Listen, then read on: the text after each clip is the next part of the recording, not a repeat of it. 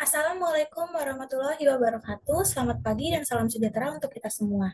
Yang saya hormati Bapak Budi Hartono selaku dosen pengampu pada mata kuliah Seminar Manajemen Pemasaran, serta rekan-rekan mahasiswa yang sedang menonton video seminar proposal saya ini. Perkenalkan, nama saya Nikolodina Rotnali Jasmine Sitompul, mahasiswa dari Universitas Tidar, jurusan Manajemen dengan NPM 21201031118. Pada kesempatan kali ini, saya akan mempresentasikan mengenai proposal penelitian saya yang berjudul Pengaruh Kualitas Produk, Kualitas Pelayanan, dan Promosi terhadap Pembelian Ulang pada Konsumen Tomorrow Coffee di DKI Jakarta, khususnya pada konsumen Gen Z dan milenial. Pertama-tama, saya ingin mengucapkan terima kasih atas waktu dan perhatian yang telah diberikan kepada saya untuk menyampaikan seminar proposal saya ini melalui video. Sebagai mahasiswa yang tertarik pada bidang pemasaran, tentu saja saya ingin mengangkat fenomena yang berkaitan dan yang berkembang di dunia industri kopi pada saat ini, khususnya pada bisnis kopi di DKI Jakarta. Video ini bertujuan untuk memberikan gambaran lengkap tentang latar belakang hingga metode penelitian saya yang saya rencanakan. Saya berharap melalui video ini saya dapat memberikan penjelasan yang jelas dan dapat diterima dengan baik, dan juga saya mengharapkan masukan dan saran yang konstruktif untuk penyempurnaan penelitian ini ke depannya. Tanpa berpanjang kata lagi, izinkan saya untuk memulai pemaparan saya. Baik, untuk yang pertama itu saya akan menjelaskan mengenai latar belakang. Di latar belakang ini akan membahas topik mengenai fenomena dan urgensi penelitian. Yang pertama saya akan menjelaskan mengenai fenomena yang telah saya analisis dan saya uh, gali lebih dalam lagi terkait industri kopi di Indonesia, khususnya di DKI Jakarta.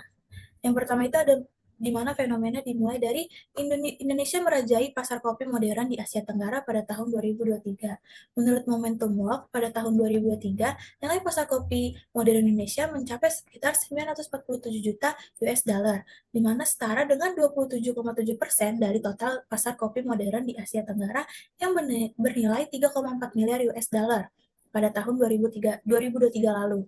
Pertumbuhan pesat pasar kopi modern ini didukung oleh ekspansi jaringan usaha kopi lokal. Nah, hal ini berkaitan dengan data Asosiasi Pengusaha Kopi dan Coklat Indonesia yang memperkirakan pada tahun 2003 jumlah kedai kopi di Indonesia akan meningkat mencapai 10.000. Hal ini menunjukkan bahwa konsumen memiliki banyak pilihan, sehingga kedai kopi harus terus berinovasi untuk mempertahankan loyalitas pelanggan yang berkaitan dengan pembelian ulang. Fenomena ini memberikan peluang sekaligus tantangan bagi kedai kopi di Indonesia, khususnya di DKI Jakarta termasuk Tomorrow Coffee. Selanjutnya, fenomena kedua itu ada konsumsi kopi di Indonesia terus mengalami peningkatan signifikan. Dalam beberapa tahun terakhir, perkembangan industri kopi di Indonesia terus mengalami peningkatan. Berdasarkan data dari Kementerian Pertanian yang saya ambil dari Databox 2024, sendiri memperlihatkan bahwa jumlah konsumsi kopi di Indonesia terus meningkat secara signifikan. Seperti yang terlihat pada gambar di grafik di PPT, di mana data menunjukkan rata-rata pertumbuhan konsumsi kopi nasional per tahun selama 5 tahun terakhir ini adalah sekitar 4,66%. Selanjutnya, yaitu ada fenomena mengenai persaingan kafe kopi lokal dan internasional yang semakin ketat. Hal ini didorong oleh meningkatnya daya beli dan permintaan kopi berkualitas yang memiliki nilai tambah. Pasalnya, rasa kopi lokal dinilai tidak kalah nikmat dengan kopi impor dan harganya pun lebih terjangkau. Selanjutnya, terkait dengan Gen Z dan milenial, di mana hasil survei dari Jajak Pendapat atau Jakpat mengatakan bahwa generasi muda khususnya milenial dan Gen Z telah menjadikan minum kopi sebagai sebuah gaya hidup. Mengutip survei yang dilakukan oleh Jakpat, terdapat 66% Gen Z mengaku minum kopi setiap hari dan 55% Gen milenial yang turut meminum kopi sesekali. Bahkan sebanyak 37% Gen Z mengaku mengonsumsi kopi antara 2 hingga 3 kali dalam satu hari. Hasil ini berasal dari Jakpat yang dirilis oleh Jakpat yang bertajuk Indonesia Consumer on Coffee. Selanjutnya, fenomena saya akan lebih mengerucut lagi ke objek penelitian saya, yaitu Tomorrow Coffee. Seperti yang tadi sudah saya jelaskan, bahwa kedai kopi lokal ini semakin dinikmati oleh masyarakat Indonesia. Nah, berdasarkan survei yang dilakukan oleh Good Stats 2024 mengenai pola konsumsi kopi masyarakat Indonesia, terdapat hasil survei mengenai kedai favorit pilihan masyarakat Indonesia. Nah, dalam grafik tersebut terlihat bahwa Tomorrow Coffee memiliki presentasi 7% yang menempatkannya di posisi ke-9. walaupun dibilang masih cukup rendah, namun dibandingkan beberapa merek besar seperti kopi kenangan atau Starbucks, masuknya Tomorrow Coffee yang masih relatif baru ini, yang dimana kedai kopi ini berdiri pada tahun 2020 di Indonesia, ini lebih menunjukkan bahwa merek ini telah berhasil menarik perhatian sebagian konsumen di Indonesia. Terbukti dengan meningkatnya penjualan Tomorrow Coffee yang selalu meningkat signifikan. Dan Tomorrow Coffee juga mampu memiliki 400 lebih kedai di Indonesia dalam waktu 4 tahun belakang ini. Lalu hasil survei yang dilakukan oleh tim survei ID juga menunjukkan bahwa Tomorrow Coffee berhasil membuat 63% konsumen dari 1.313 responden yang pernah mencoba Tomorrow Coffee untuk pertama kalinya membeli lagi dengan tingkat kunjungan hingga 2 sampai 3 kali selama sebulan. Data ini berasal dari periode survei yang dilakukan di Survei ID pada Maret 2024 lalu. Hasil survei ini juga menunjukkan data konsumen utama Tomorrow Coffee berdasarkan wilayah, yaitu Jawa Barat dan DKI Jakarta sebagai basis terbesar konsumsi dari segmen usia yang lebih muda.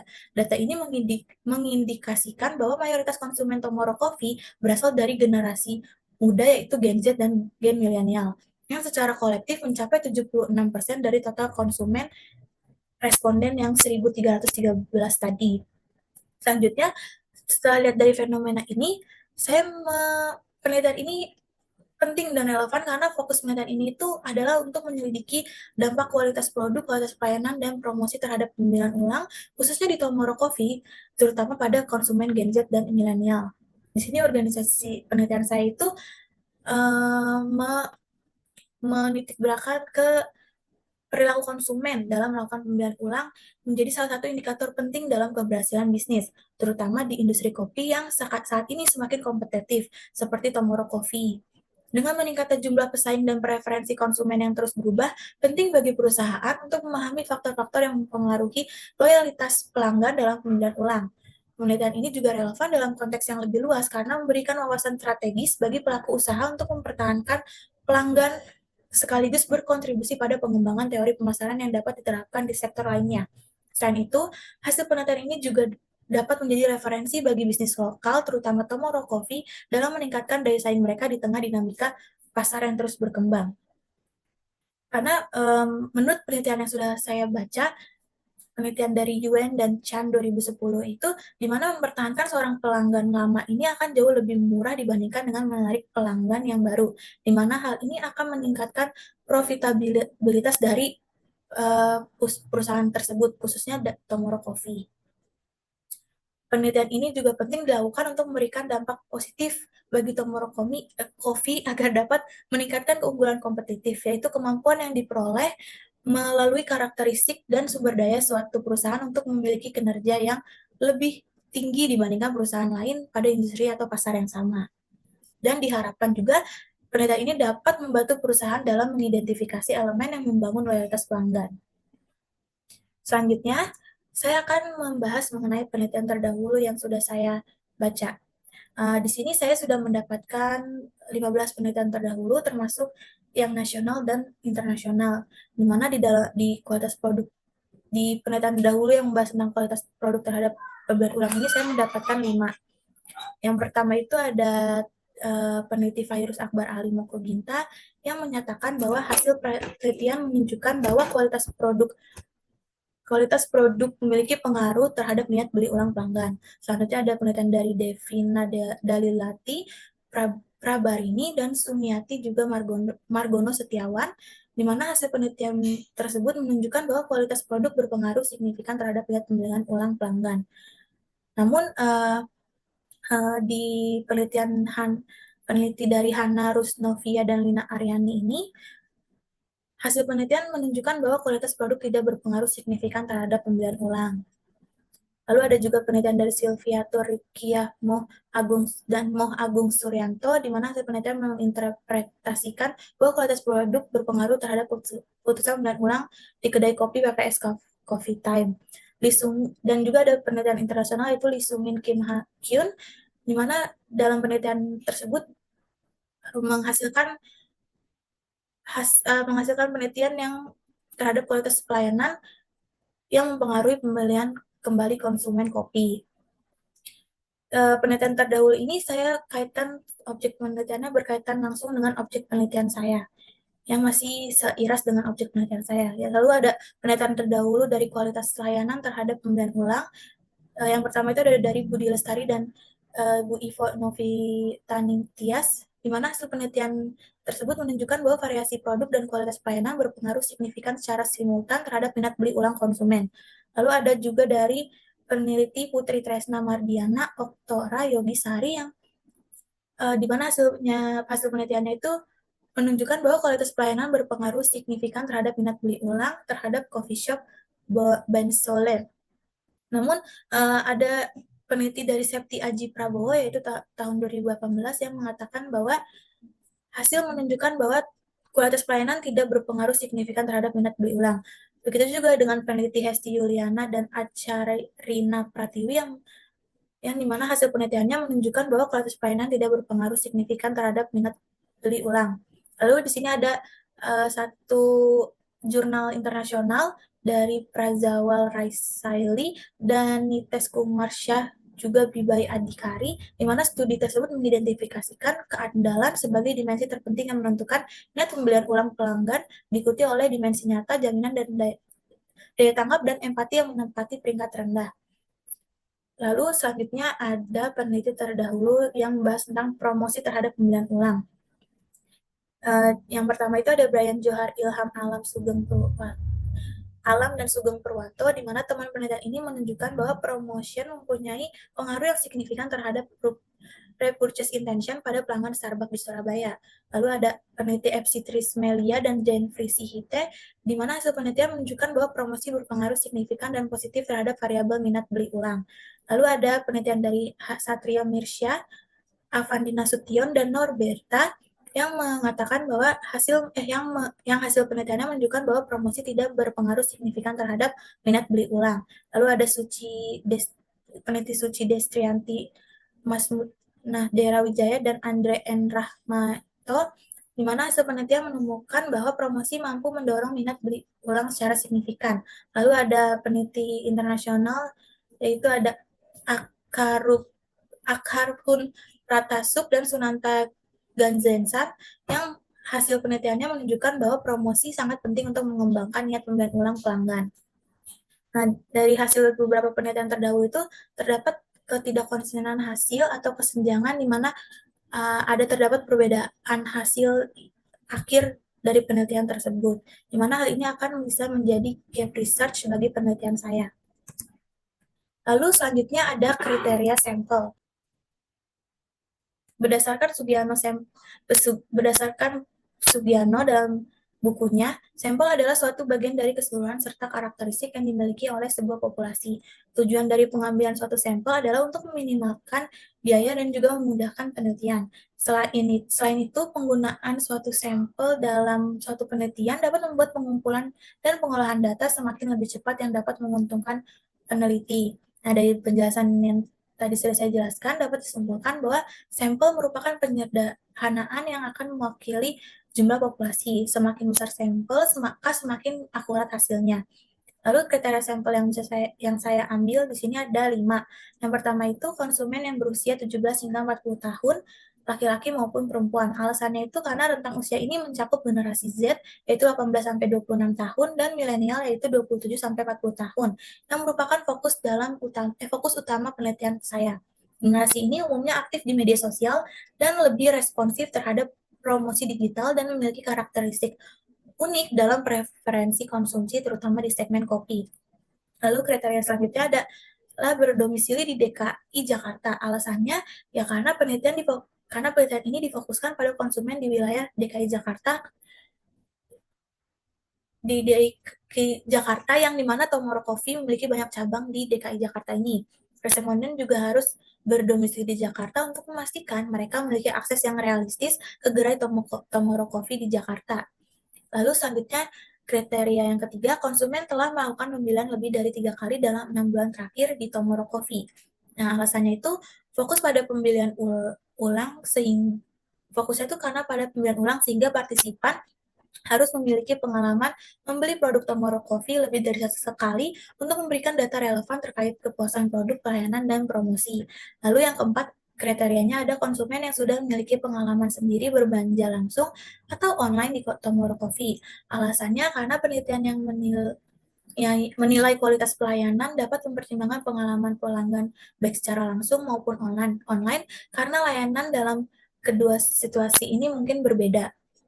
Yang didapat oleh pelanggan mungkin saja berbeda.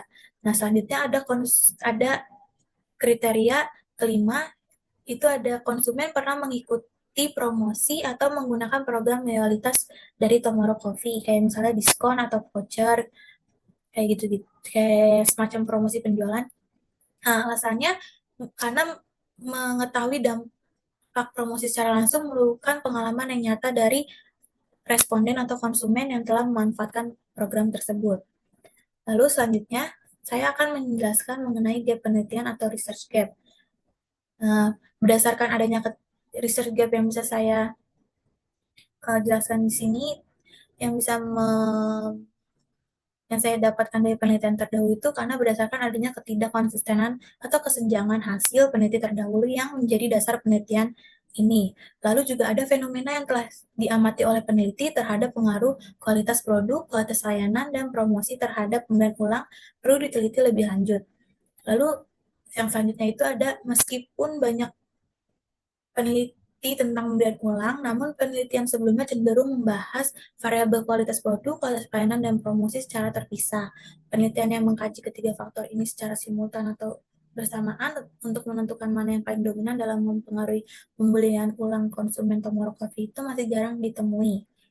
Penelitian ini diharapkan dapat memberikan kontribusi dalam menjembatani kesenjangan tersebut dengan mengkaji secara mendalam pengaruh variabel tersebut terhadap pembelian ulang konsumen generasi Z dan milenial pada Tomorrow Coffee di DKI Jakarta. Lalu selanjutnya ada rumusan masalah. Berdasarkan penjelasan permasalahan yang terdapat dalam latar belakang di atas, rumusan masalah yang dikembangkan dalam penelitian ini dapat diuraikan sebagai berikut. Yang pertama, apakah kualitas produk berpengaruh terhadap pembelian ulang konsumen Gen Z dan milenial Tomorrow Coffee di kawasan DKI Jakarta? Lalu yang kedua ada, apakah kualitas layanan berpengaruh terhadap pembelian ulang konsumen Gen Z dan milenial Tomorrow Coffee di kawasan DKI Jakarta? Dan yang terakhir, apakah promosi berpengaruh terhadap pembelian ulang konsumen Gen Z dan milenial Tomorrow Coffee di kawasan DKI Jakarta? Lalu dari rumusan masalah ini yang telah dijelaskan dari rumusan masalah ini, tujuan dari penelitian ini dapat dijabarkan sebagai berikut. Yang pertama itu menganalisis pengaruh kualitas produk terhadap pembelian ulang konsumen Gen Z dan milenial Tomorrow Coffee di kawasan DKI Jakarta. Penelitian ini ingin mengidentifikasikan sejauh mana kualitas produk dari rasa, konsistensi, bahan, dan inovasi menu itu mempengaruhi loyalitas konsumen dalam melakukan pembelian ulang. Selanjutnya adalah menganalisis pengaruh kualitas pelayanan terhadap pembelian ulang konsumen Gen Z dan milenial Tomorrow Coffee di kawasan DKI Jakarta. Penelitian ini bertujuan untuk mengevaluasi bagaimana kualitas pelayanan seperti kecepatan, keramahan, dan responsivitasnya karyawan Tomorrow Coffee ini mempengaruhi keputusan pembelian ulang konsumen. Yang selanjutnya yang ketiga itu adalah menganalisis pengaruh promosi terhadap pembelian ulang konsumen Gen Z dan milenial di Tomorrow Coffee kawasan DKI Jakarta. Nah, penelitian ini ingin menilai sejauh mana strategi promosi penjualan seperti diskon, loyalty program, dan kampanye digital maupun voucher-voucher mempengaruhi perilaku pembelian ulang konsumen. Lalu setelah tujuan penelitian ini, saya akan membahas mengenai teori dan tinjauan pustaka. Teori yang akan rencana saya gunakan dalam proposal penelitian saya ini adalah Theory of Planet Behavior atau TPB. Pembelian ulang dapat dijelaskan melalui teori Azen, yaitu Theory of Planet Behavior ialah suatu teori yang sangat signifikan dalam memahami bagaimana sikap seseorang berkaitan dengan perilaku yang terwujud. Menurut TPB atau Theory of Planet Behavior ini, sikap terhadap perilaku merupakan faktor penting yang bisa memprediksi tindakan, meskipun juga perlu mempertimbangkan norma subjektif dan mengukur perspektif individu terhadap kontrol perilaku. Cottrell and Keller dalam bukunya berpendapat bahwa Pembelian ulang adalah keputusan yang direncanakan untuk membeli produk tertentu kembali dengan mempertimbangkan situasi dan tingkat kesukaan. Nah, dalam teori Planet Behavior ini memiliki 3 faktor utama yang mempengaruhi niat perilaku. Pertama adalah sikap terhadap perilaku, di mana seseorang melakukan penilaian atas sesuatu yang menguntungkan dan tidak menguntungkan. Lalu yang kedua adalah faktor sosial, disebut norma subjektif. Hal tersebut mengacu pada tekanan sosial yang dirasakan. Dan yang terakhir itu ketiga adalah kontrol perilaku, yaitu persepsi individu mengenai kemudahan atau kesulitan untuk melakukan perilaku tertentu yang mengacu pada keyakinan yang dimiliki seorang dalam melakukan suatu perilaku. Nah, dalam konteks pembelian ulang ini, TPB dapat digunakan untuk menjelaskan bagaimana seorang melakukan pembelian ulang berbentuk dan dipengaruhi oleh ketiga faktor tersebut. Lalu, pembelian ulang dalam teori Planet Behavior ini, perilaku seseorang itu bergantung pada minat atau niatnya yang dipengaruhi oleh sikap dan norma subjektif untuk berperilaku. Timbulnya minat konsumen untuk melakukan pembelian ulang sangat dipengaruhi oleh sifat dan pengalaman konsumen yang akan menentukan tindakan dan pengambilan keputusan membeli. Nah, menurut Azen, bila ada sikap yang positif, dukungan dari orang sekitar, serta adanya persepsi pemudahan karena tidak adanya hambatan untuk berperilaku, maka niat seseorang untuk berperilaku akan semakin tinggi. Lalu selanjutnya ada penjelasan variabel. Pemilihan ulang yaitu menurut penelitian Tarigan 2024, pemilihan ulang adalah keinginan seseorang untuk membeli produk yang sama di masa depan berdasarkan pengalaman positif sebelumnya dan sikap yang baik terhadap produk atau layanan tersebut, di mana hal ini berkaitan dengan yang sudah saya jelaskan tadi dalam teori TPB. Yang kedua ada kualitas produk. Menurut Astuti 2020, kualitas produk adalah ukuran apakah sebuah produk memenuhi, melampaui, atau di bawah standar tertentu. Lalu yang ketiga ada kualitas layanan. Menurut Riebeck 2022, kualitas layanan adalah hal yang harus diwujudkan oleh perusahaan karena dapat menarik pelanggan baru dan mengurangi kemungkinan pelanggan lama berpindah ke perusahaan lain atau ke kompetitor lain. Nah, lalu ada promosi. Menurut Destrianti Masmud 2023, promosi adalah upaya untuk menyebarkan informasi, mempengaruhi, dan mengingatkan konsumen agar tertarik membeli dan setia pada produk. Baik, setelah teori dan tinjauan pustaka tadi, saya akan lanjut menjelaskan mengenai definisi operasional dari variabel penelitian saya. Yang pertama itu ada kualitas produk. Kualitas produk adalah keseluruhan fitur dan ciri dari suatu produk atau jasa yang berpengaruh pada kemampuannya dalam memuaskan kebutuhan yang disampaikan. Menurut Kotler and Keller dalam bukunya yang diterbitkan pada tahun 2016. Nah, indikator dari kualitas produk ini dalam penelitian saya ada performance, features, reliability, conformance to specification, durability, serviceability, estetik, dan perceived quality. Indikator ini saya ambil dari Fendi Cipsono 2016. Lalu ada kualitas layanan, di mana kualitas pelayanan adalah seberapa jauh perbedaan antara harapan dan kenyataan dari konsumen atas layanan yang mereka terima. Nah, indikator ini saya ambil dari Parasuraman tahun 1988, di mana indikatornya ada bukti fisik, tangible, ada keandalan reliability, ada ketanggapan responsiveness, ada jaminan assurance, dan empati. Lalu ada promosi. Promosi adalah proses komunikasi pemasaran untuk menginformasikan, membujuk, mengingatkan, dan mempengaruhi konsumen atau pengguna dalam mendukung produk atau jasa.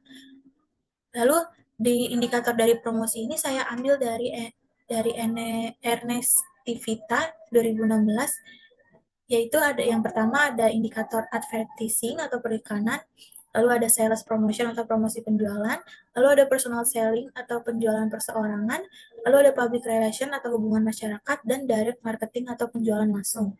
Lalu yang terakhir itu ada variabelnya saya, yaitu pembelian ulang.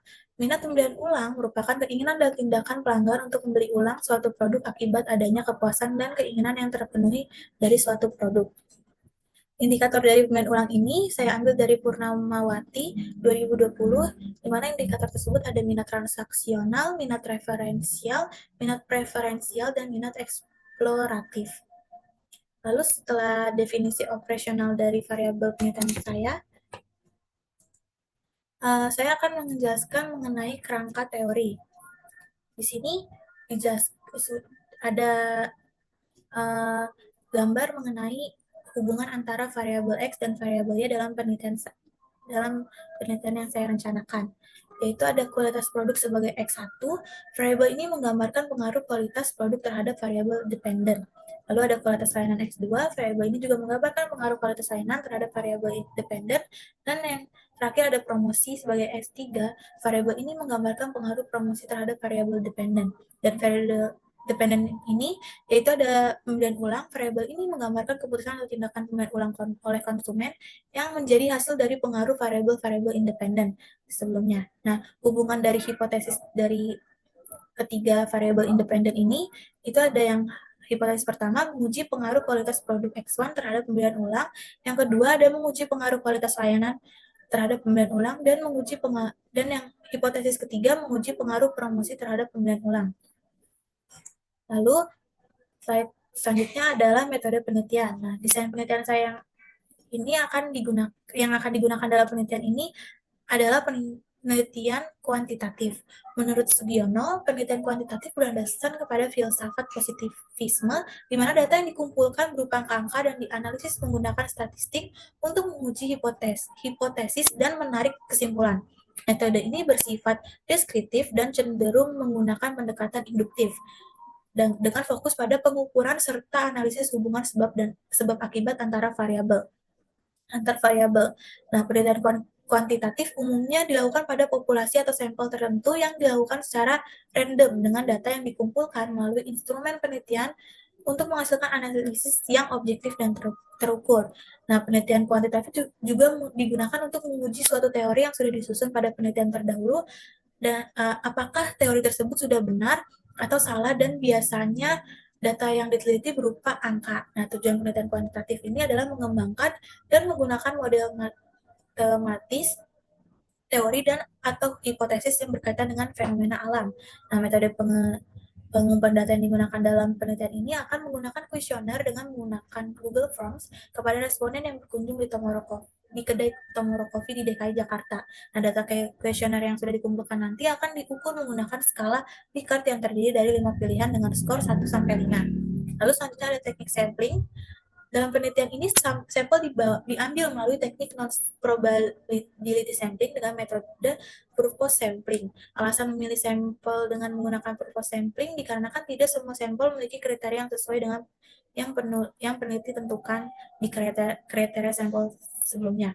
Penelitian ini juga memerlukan data dari sampel berdasarkan kriteria tertentu yang tidak dapat dipilih secara acak agar sesuai dengan tujuan penelitian. Oleh sebab itu, peneliti telah menentukan sampel yang dipilih dengan sengaja untuk mendapatkan sampel yang representatif. Baik, sekian dari pemaparan mengenai proposal seminar saya. Semoga apa yang sudah saya jelaskan tadi dapat diterima dengan baik oleh Pak Budi dan juga rekan-rekan mahasiswa yang lainnya. Saya juga meminta maaf jika ada kesalahan kata yang kurang enak untuk didengar atau kesalahan lainnya yang mungkin kurang berkenan di hati Pak Budi atau rekan-rekan mahasiswa yang lainnya. Sekian, terima kasih.